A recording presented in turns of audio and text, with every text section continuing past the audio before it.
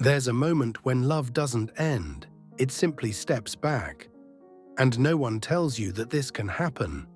You still care, you still notice the small details, but the space between you grows quieter, wider, more deliberate.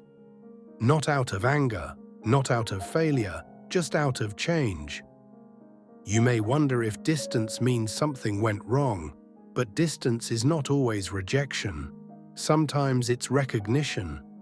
Love can remain real even when it no longer needs closeness, even when it no longer asks for constant presence, even when it learns how to exist without holding on.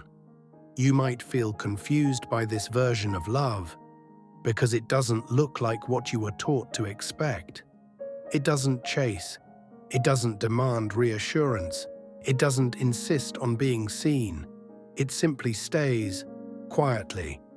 And that quiet can feel unsettling, because it leaves you alone with your own reflection, with the question of whether love must always be loud to be true.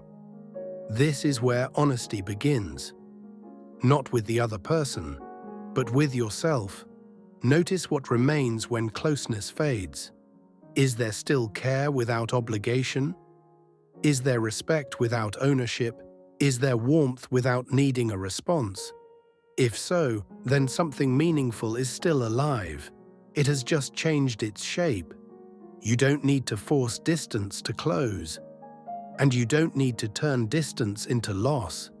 You can let it exist without rewriting the past.